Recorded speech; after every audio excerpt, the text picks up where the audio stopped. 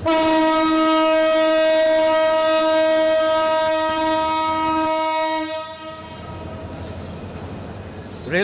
ঈদযাত্রার সেই চিরচেনা চিত্র।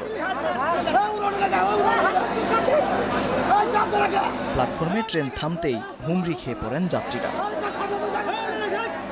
কেউ দরজা, কেউ বা জানালা দিয়ে ঢোকার প্রাণান্তকর প্রচেষ্টা।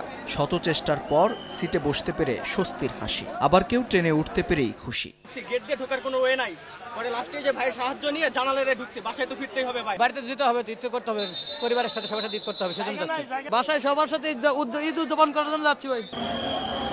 ঈদযাত্রা ষষ্ঠ দিন উত্তরবঙ্গের প্রতিটি ট্রেনেই ছিল উপচে পড়া ভিড়। ঠাসাঠাসি আর গাদাগাদিতে যেন তিল ধারণের ঠাঁই নেই। ব্যবসা গরমেও হয় ব্যাপক ভোগান্তি। আবার টিকিট কাটার পরও অনেকে উঠতে পারেননি ট্রেনে। আমাদের টিকিট কাটা, আমরা বাচ্চা নিয়ে উঠতে পারছি না।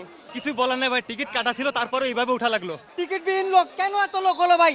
এখনো জয়দেবপুর আছে, কমলা এয়ারপোর্টে যে তিলে অবস্থায়, তাহলে মানুষ যাবে কেমনে ভাই?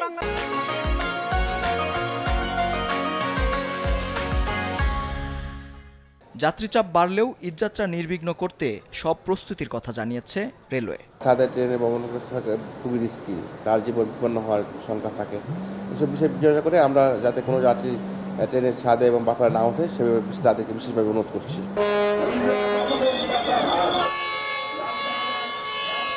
এদিকে ঈদযাত্রার ষষ্ঠ দিনে সদরঘাট লঞ্চ টার্মিনালেও বাড়তে থাকে ঘরমুখো মানুষের ভিড়। চাপ সামাল দিতে বারবার মাইকিংয়ে লঞ্চ মালিক ও যাত্রী নিরাপত্তায় সতর্ক করা হয়। লঞ্চে উঠতেই যেন শুরু হয় ঈদ আনন্দ।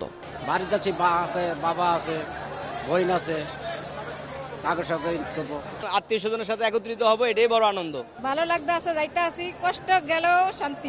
বাবা মা বাড়িতে এলে আনন্দ করবো সবার সাথে, এই জন্য।